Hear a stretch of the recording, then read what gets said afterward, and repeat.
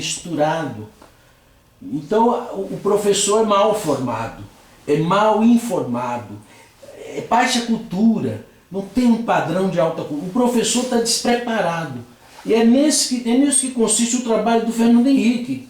O que ele escreve, como a Ruth disse, no papel aceita tudo. Mas o que o Fernando Henrique realmente pretendia era implantar o marxismo cultural. É essa a função dele. Então está caotizado, não está separado. Está o joio e o trigo misturado, então a cabeça fica confusa. Olhando o efeito social, a injustiça, a miséria, a criminalidade, a promiscuidade é o fruto da educação. Não há educação de valores, a sociedade declina inteira. Como aquele livro da palestra de Eisen, Sexo e Cultura. Pode dizer sobre a atuação de professor mesmo, essa menina aqui, ó, porque ela lida com os professores atualmente, né? Então, não sei, psicologicamente, tem professor que tem que ser preparado psicologicamente para dar aula. Dependendo do caso, ele, né? Não digo todo. Agora, existe a falta de conhecimento, a vontade de não trabalhar do professor, um monte de coisa que desmotiva. A violência na escola, que deixa a escola caótica.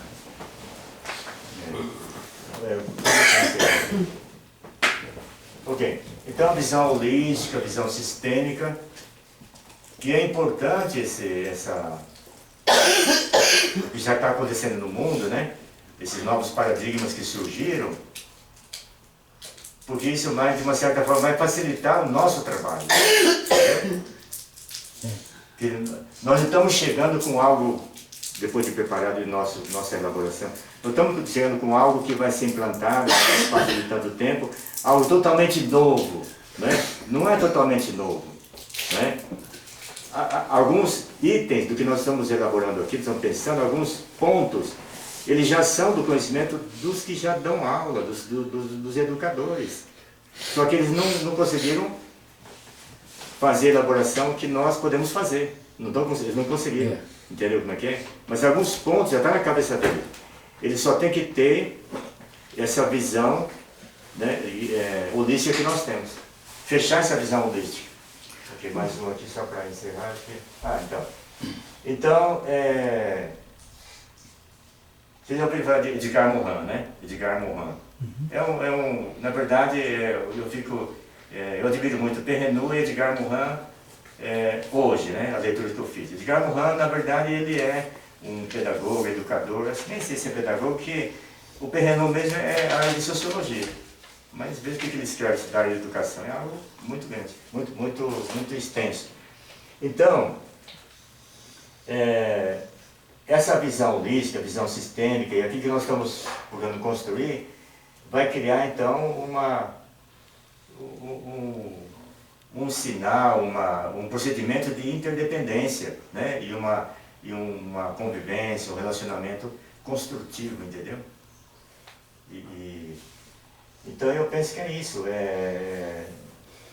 Nossa tarefa está aí, né? Então eu creio muito nessa convivência construtiva. Creio muito mesmo.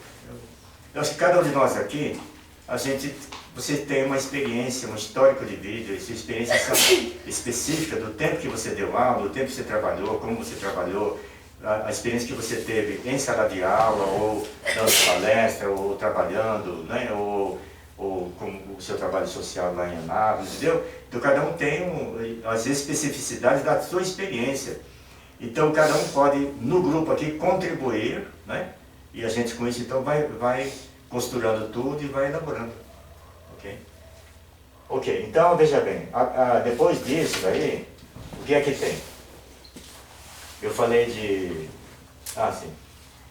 Vocês já ouviram das inteligências múltiplas, não é isso? De Howard Gardner. Então, inteligências múltiplas, tem várias pessoas, pensadores aqui dentro do Brasil, fora, que pegaram as inteligências múltiplas de Gardner e fizeram uma releitura e deram uma valorização extraordinária nas inteligências múltiplas. Não é que tudo aquilo das inteligências múltiplas que Gardner organizou esteja 100% correto, mas ele abriu um leque, né? Não foi, professor? Abriu um leque. Então o Gardner fala assim, inteligência não é só uma inteligência, ele fala de inteligência múltipla. Então, quando ele fala que são múltiplas, então ele apresenta de uma forma didática para você entender melhor. Então, a inteligência linguística, né? A pessoa que tem uma inteligência linguística, então eu vi, principalmente jovens de 14, 15, 16, 17, 18 anos, que tem uma facilidade para línguas incrível, já está na universidade e fala 2, 3 idiomas, né? E às Então, vezes não desenvolve a habilidade só lógica, né? isso. A lógica racional, a matemática. Lógica matemática. Né? Então, assim, é a peculiaridade do tipo de personalidade de cada um, que o peixe já vem lá do DNA. Né? Tem que ter um DNA genético, físico, biológico, E a também que determinação de cada um, né? tem um DNA psicológico, espiritual, não é isso?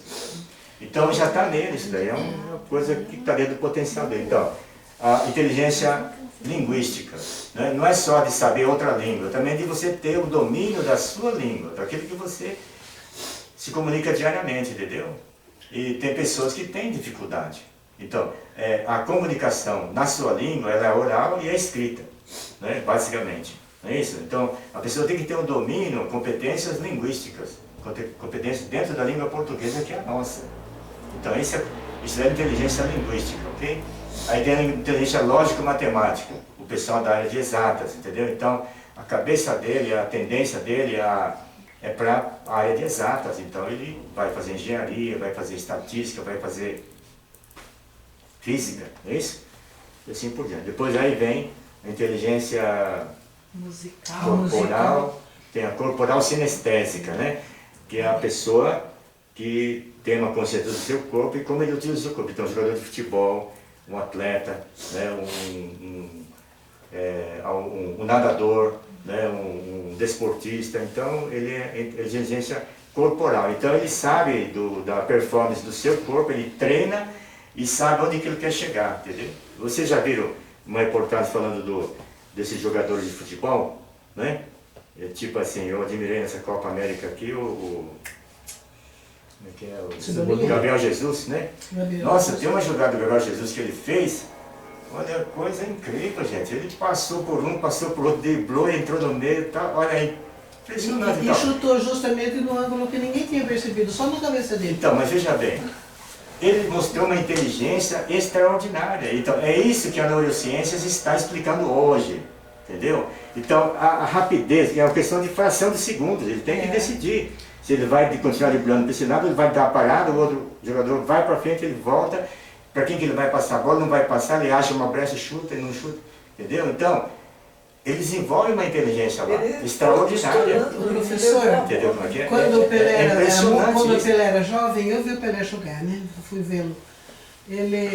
Quando ele estava assim, que ele ia avançar, ele tinha na cabeça dele 10 jogadas.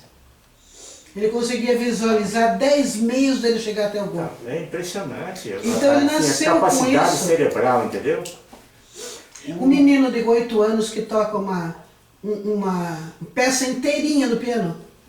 Inteirinha, que demora 10, 15 minutos tocando. De onde vem isso? Dessa O inteligência assunto desenvolvida. é Isso interessante. aqui vai longe, hein? Deixa eu só terminar de relacionar, então. Inteligência linguística, lógica matemática, inteligência corporal sinestésica, inteligência visual, né? Visual. E espacial. É espacial. Espacial é o seguinte, eu vi lá uma reportagem de um motorista de táxi, daqui de Passo, vamos ver, São Paulo. Motorista de táxi de São Paulo, caramba, o cara tem que ter uma inteligência espacial extraordinária. Né? Quando alguém fala assim, ou mesmo do Uber, né? O táxi, sei lá, ele tem que saber, eu estou agora em Pinheiros e a pessoa quer que eu vá até a Zona Leste, em tal setor, um subbairro de um bairro X, e ele tem que pegar inteligência espacial. Na mente dele ele tem já tudo um mapa da São Paulo, a direção norte, sul, leste, oeste, aqui é entre sul e leste, então ele sabe, entendeu? Isso é inteligência espacial. E outras formas também de... Diversos caminhos, se aqui tiver bloqueio. Mesmo no processo, está O dançarino, né? o dançarino ele tem que ter inteligência corporal e inteligência espacial, o dançarino, né? E a musical. E a musical. Então, veja que ele agrega várias inteligências ao mesmo tempo. Ele está lá na sua performance, entendeu?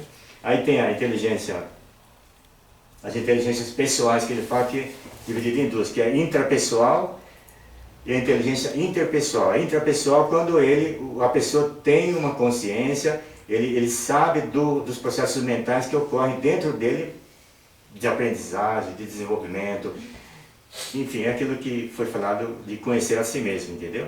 Então essa é a intrapessoal.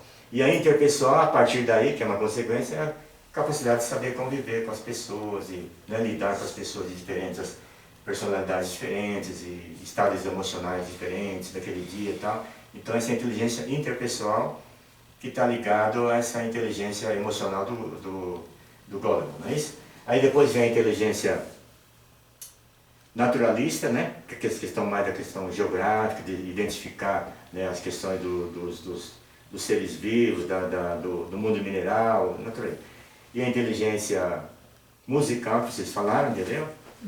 Musical. Então tem criança já que já nasceu com isso, é um dom, né? Piano, voz, entendeu?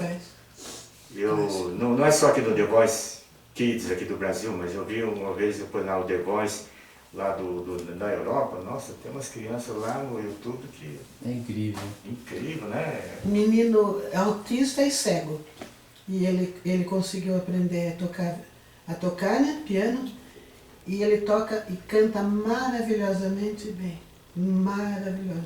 E é autista e cego. Então a mãe diz, a música o salvou e o trouxe para a vida. E que caminho que ele encontrou, né? Então, aí depois então, da naturalista musical, então aí vem a inteligência... O Gardner, no primeiro livro dele, ele não fala da inteligência existencial, ele colocou esse existencial depois. Então, mas a inteligência existencial é da pessoa que ele vai questionando, né, os fins, por que ele vive, Então, a partir da inteligência espiritual, da inteligência existencial, então outro autor, não lembro o nome dela, que falou, ela elaborou a inteligência espiritual, entendeu? Que nasce dentro da pessoa, ele quer encontrar Deus, ele quer saber o que ele está fazendo aqui, saber das suas origens, para onde que vai, entendeu? Então, quer conhecer a verdade, então isso... Então, não é que Gardner ele tenha feito tudo, mas ele abriu um leque para pessoas estarem raciocinando, né? Então isso é importante. Outro item, o valor da neurociência, neurociência aplicada à educação. A tua irmã, quando vocês foram na minha casa, né, faz 2 anos, 3 anos, assim, a sua irmã, acho que é a sua irmã do meio, né? Que faz pedagogia? De Indião. Ela já falou... ia começar a pedagogia, ela já falou que ela quer fazer uma pós de neurociências, neuropedagogia, hoje tem neuropsicopedagogia, né? É uma pós-graduação, entendeu? Ela já falava isso.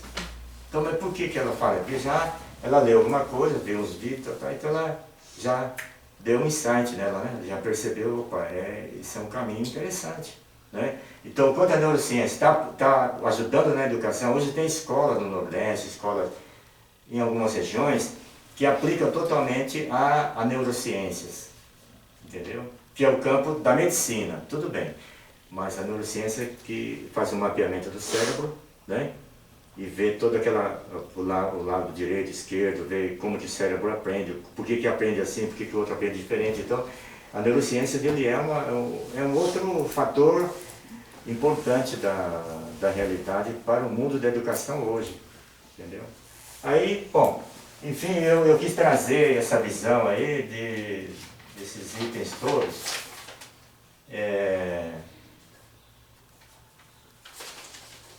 para ver que nós não estamos sozinhos, né?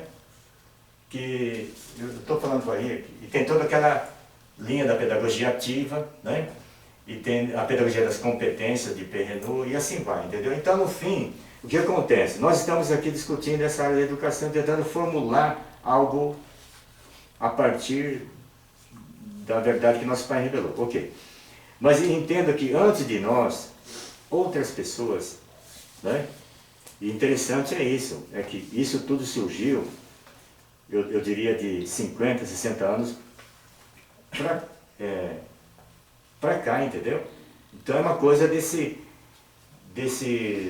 últimos 50, 60 anos.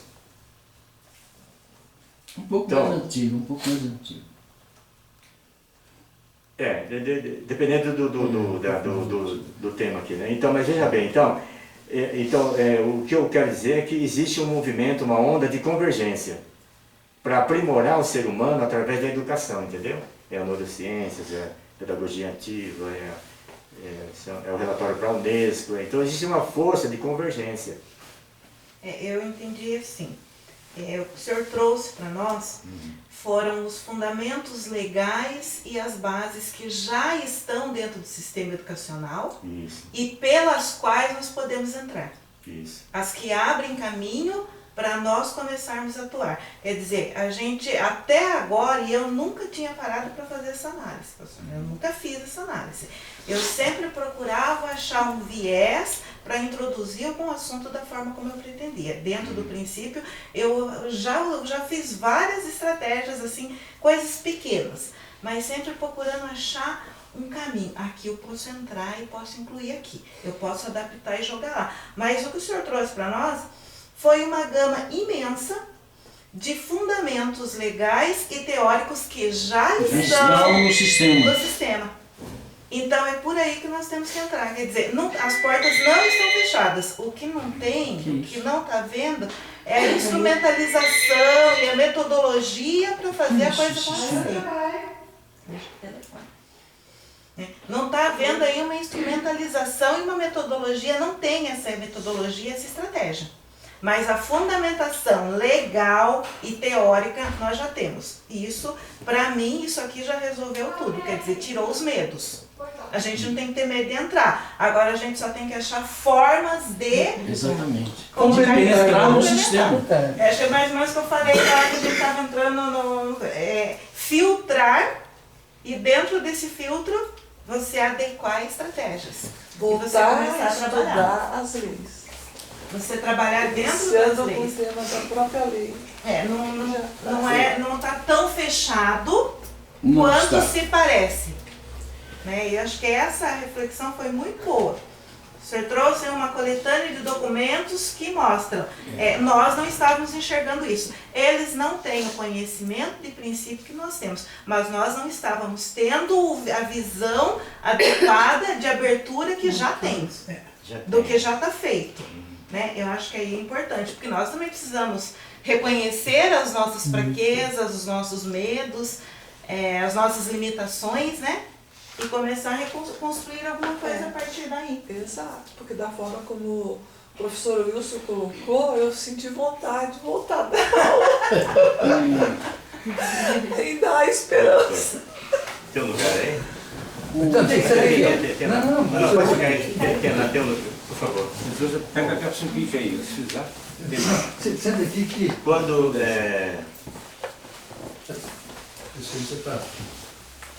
Quando eu pensei, eu fiquei lá em Goiânia, matutando, assim, quebrando minha cabeça o que eu podia apresentar aqui, né? Então, foi surgindo e tal, e eu fui montando a coisa, entendeu? Eu falei, não, eu não vou trazer uma coisa pronta, eu vou levar alguma coisa que eu já costurei na minha mente, entendeu?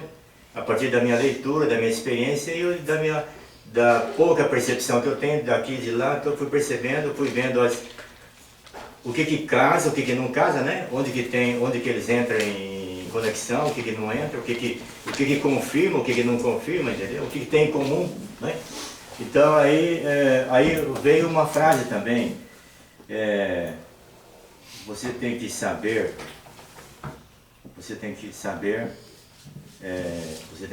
aonde você está pisando, mais ou menos isso, entendeu? Para a gente entrar com isso, com uma nova elaboração, você tem que saber aonde você está pisando. Quer dizer, o que eu quero dizer é que você tem que saber dessa realidade que está aí.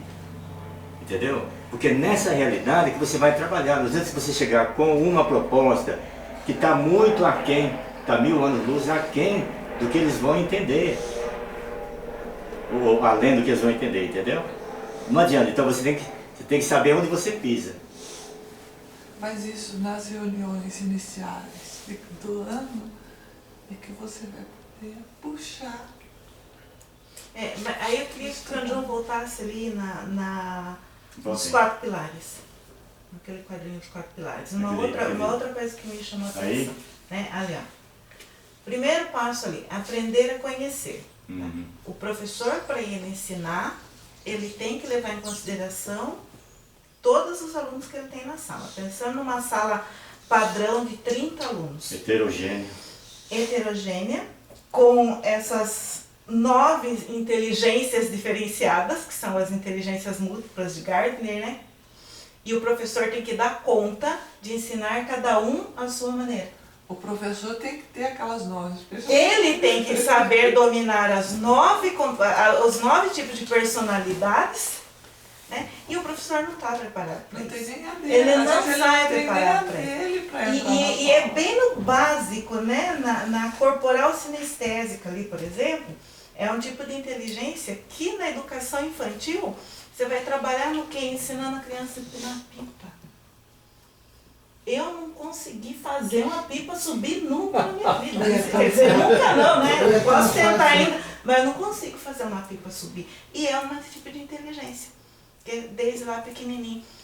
O rodar peão. Não são das grandes coisas, são desde as pequenas. E um professor teria que ter essa habilidade.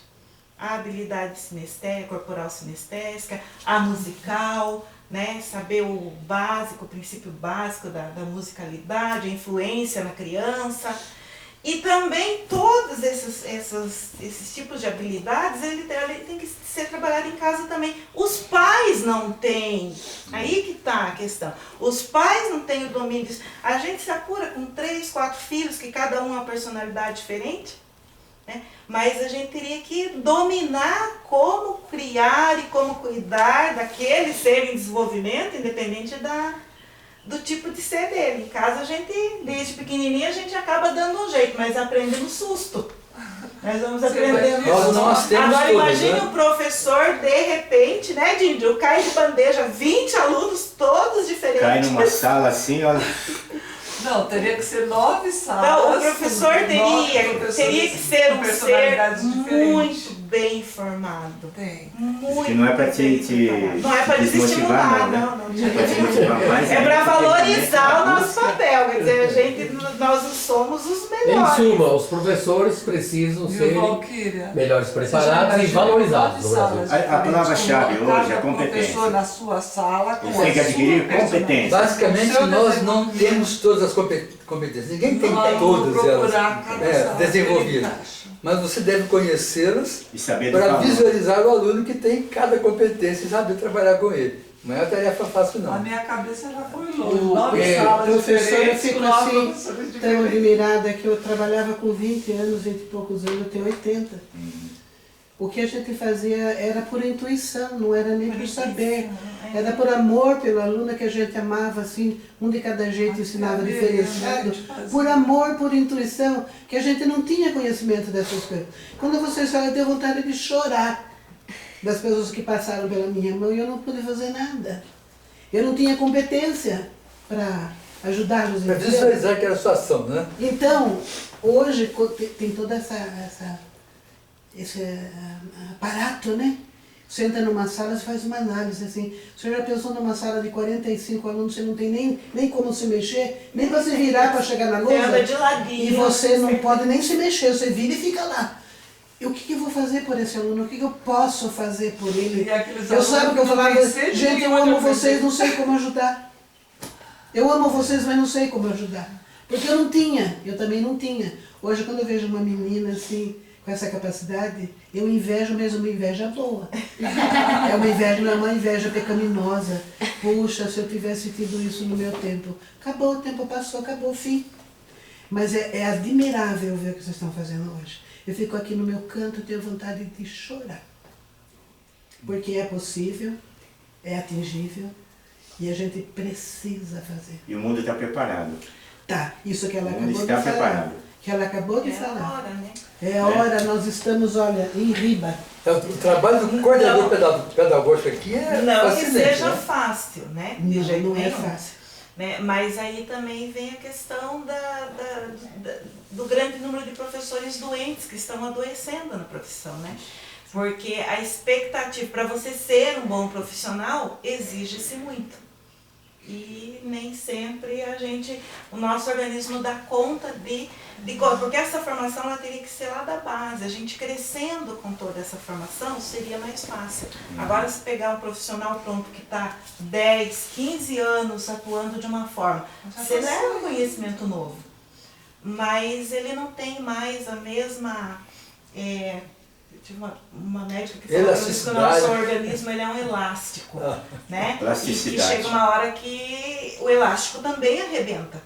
Né? Então, você pega um professor lá que já está trabalhando, que não teve essa base, aprender tudo agora e mudar tudo em cima da hora, é muito forte o impacto é muito grande, ele não vai dar conta de tudo isso. É uma coisa que é gradual, mas que tem que se começar em algum momento, e acho que é mais ou menos nisso que a nossa reflexão tem que...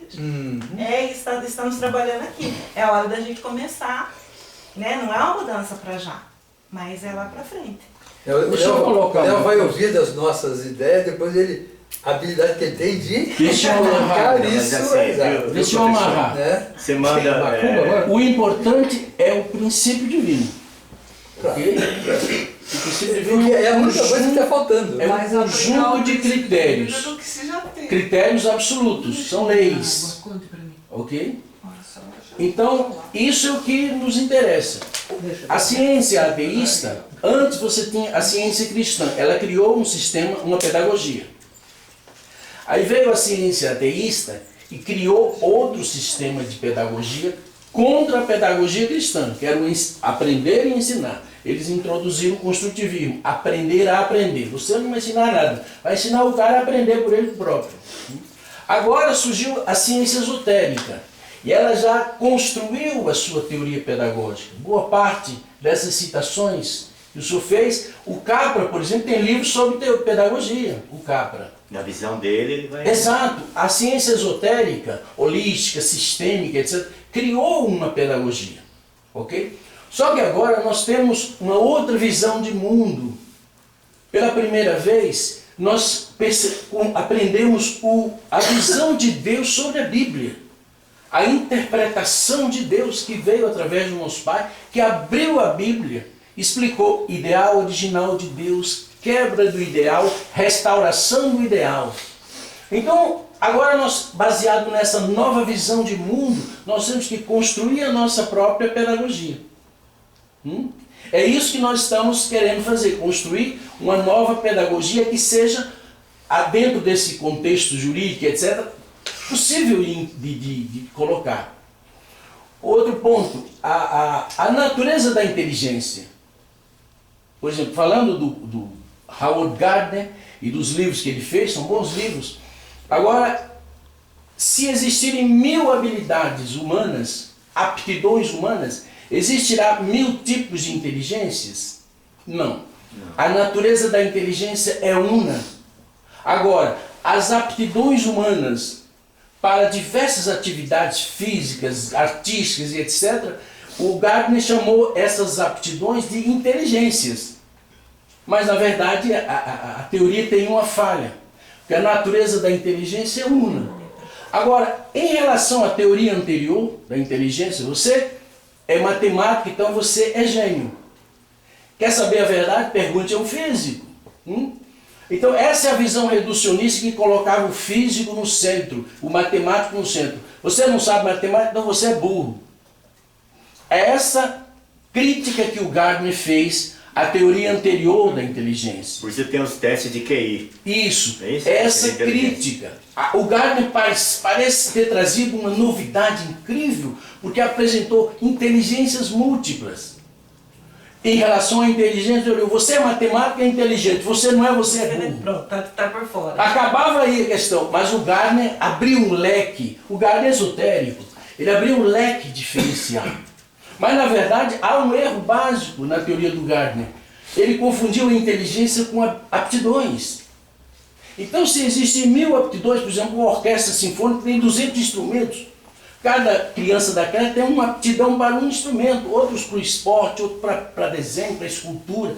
As aptidões são dons inatos que o indivíduo já tem. Então, mas ele fechou tudo isso numa inteligência que é musical, entendeu? Ele não mas na verdade é muito amplo o leque de aptidões humanas para classificar cada uma delas como inteligências. Então, ou seja, nós temos que repensar os conceitos estabelecidos e formando realmente um grupo. Foi a maneira que ele encontrou de... Sim, ele deu um salto acima, ele deu um salto acima do que era antes. Antes era um absurdo, ok? Ele deu um salto acima, mas com o princípio divino, ele deu um salto acima baseado na teoria sistêmica, holística, no paradigma holográfico, que é a ciência esotérica. Ele deu um passo, mas nós, com o princípio divino, podemos dar um passo acima do passo que ele deu. Além disso. Percebe? Então nós podemos aperfeiçoar certas ideias. Mas como essas ideias são muito alinhadas com o nosso pensamento, né? Por quê? Porque é o falso que precede o verdadeiro. Então qual é a base de toda a ciência esotérica, de todos esses pensadores? A esfera cultural afro-indiana. Numa palavra, magia politeísta. Qual é a base do sistema de pensamento do cristianismo, do nosso pai tal? A esfera cultural judaico-cristã. Religião monoteísta. Por que religião monoteísta e magia politeísta? Porque a religião parte do princípio de que houve um desligamento e é preciso religar. É monoteísta e admite o desligamento e a necessidade do religamento. A magia politeísta, que é a base da ciência esotérica, ela não admite a queda. Não houve queda, não houve desligamento. Ela é politeísta e ela não admite a necessidade do religamento, mas nesse lugar tem reencarnação e outras teorias. Então nós, como princípio divino, podemos dar um salto acima e realmente colaborando um com o outro, porque não dá para ver tudo. Mas as ideias que o pastor Wilson trouxe, dá para ver que ele pode estruturar um livro tecnicamente, analisando as possibilidades dessas leis, da Declaração Universal dos Direitos Humanos, da lei da LDB e tudo mais. Ele pode elaborar um trabalho alinhado com o nosso pensamento, abrindo as brechas para nós entrarmos com a nossa pedagogia. A nossa pedagogia tem que ser exatamente aquilo que está faltando. Tecnicamente eles têm 1000 coisas, laboratórios de ciência, universidades, muito dinheiro, sobrando dinheiro. Qual é o problema? Onde está a deficiência? Na educação de valores, na educação do caráter. Então é nesse ponto que as igrejas cristãs atuam e melhoram a qualidade das pessoas. Com o cristianismo, nós temos um novo cristianismo, porque para eles o cristianismo já acabou, está exaurido. Então a ONU declara que a civilização europeia é greco-romana. Ela sempre nega a participação do cristianismo. Então é greco-romana. E no entanto nós sabemos que foi o cristianismo que criou a civilização cristã ocidental.